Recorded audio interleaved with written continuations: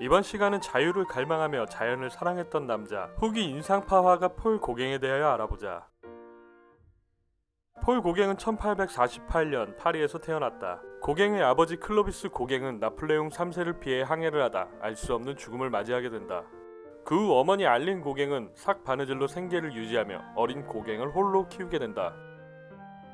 아버지의 죽음으로 집안 형편이 가난했던 고갱은 1865년 17세의 나이로 선원 일을 시작한다.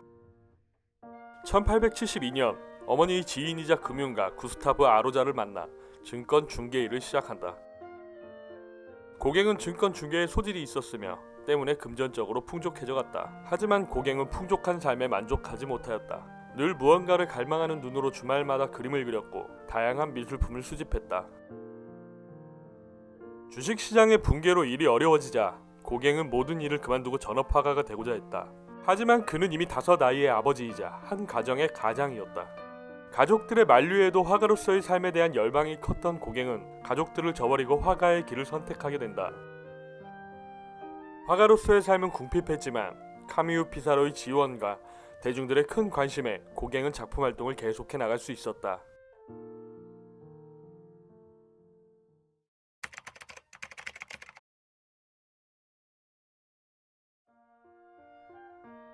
인상주의의 기법으로 그림을 그리던 고갱은 다양한 경험을 통하여 자신만의 화풍을 정립하기 시작한다. 1887년 지인의 소개로 운하건설이 한창인 파나마로 떠나지만 대신 카리브해의 마르티니크에서 6개월쯤 머물다가 병든 몸으로 귀국한다. 파리로 돌아온 고갱은 신인화가 빈센트 반 고흐와 그의 동생이며 화상인 테오 반 고흐를 만나게 되고 테오의 제안으로 고갱은 반 고흐가 머물던 남프랑스 아를로 이주하게 된다. 미술사를 통틀어 가장 유명하고 개성적인 두 거장의 동거는 큰 이슈였으며 그들 또한 서로에게 영감을 주고받으며 작품 활동을 해나갔다. 하지만 둘의 강한 성격 탓이었을까?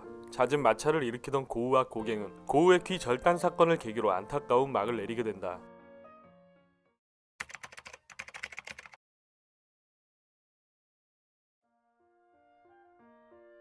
고갱은 아시아의 풍물을 접하면서 열대지방의 자연을 동경하게 되었다. 도전정신이 강했던 고갱은 예술의 중심지 파리를 떠나 남태평양의 타히티 섬으로 향한다.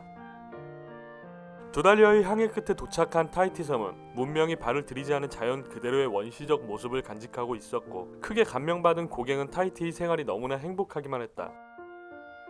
타히티에서 고갱은 17세의 원주민 여성 테아마나를 만나 동거하며 작품 활동을 하게 되고 때문에 그의 작품에는 그녀가 주로 등장한다. 수많은 작품을 그리고 다시 파리로 돌아온 고갱은 타히티에서 그린 작품들로 전시회를 열지만 많은 대중과 평론가들은 그의 알록달록하고 원시적인 작품을 비판하기만 하였다. 좌절과 시리에 빠진 고갱은 가난한 파리에서의 생활이 싫어졌고 날이 갈수록 쇠약해져 갔다. 매독과 질병에 시달리던 고갱은 더 이상 그림을 그릴 수 없었다. 친구인 고흐가 정신병원에서 죽음을 맞이하자 고갱은 더욱 큰 좌절에 빠지게 된다. 여론은 그를 잘 돌보지 못한 고갱을 비난하기 시작했고 그것은 고갱에게 늘 불리하게 적용되었다. 올해는 그렇게 힘겹게 싸웠건만 파리의 조롱 말고는 소득이 없네. 여기서도 그들의 조롱이 내 귀에 들리고 있네. 너무 절망스러워 더 이상 그림을 그리고 싶지 않을 정도라네. 그렇게 파리의 삶이 고달팠던 고갱은 자유와 원시 자연을 찾아 다시금 타히티로 발걸음을 돌린다.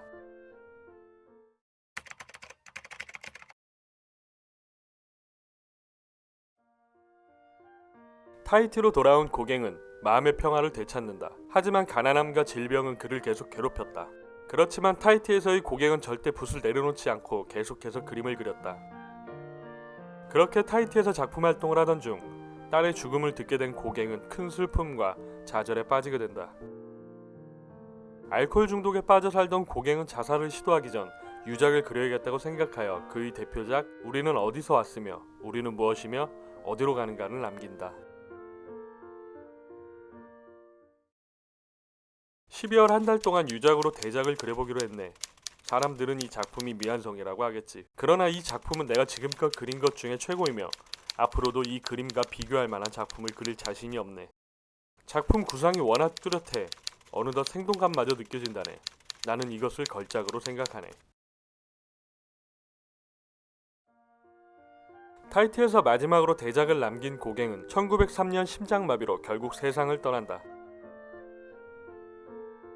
고갱이 세상을 떠난 후 그를 후원하던 화상 아브루아즈 블라르가 추모전을 열었고, 이어 3년 뒤 대규모 회고전을 개최하며 그의 화가로서의 업적을 빛나게 하였다. 고갱은 작품 자체보다 그의 파란만장한 인생에서 나온 여러 전설들이 대중의 관심을 끈 것은 사실일 것이다. 하지만 그가 남긴 작품들은 강렬한 색채와 자유로운 형태를 보여주며 인상주의를 탈피하는 데 중요한 지표가 되었고, 또한 야수파와 표현주의 그리고 추상예술의 선구적 역할을 했음을 절대 잊어서는 안 될 것이다.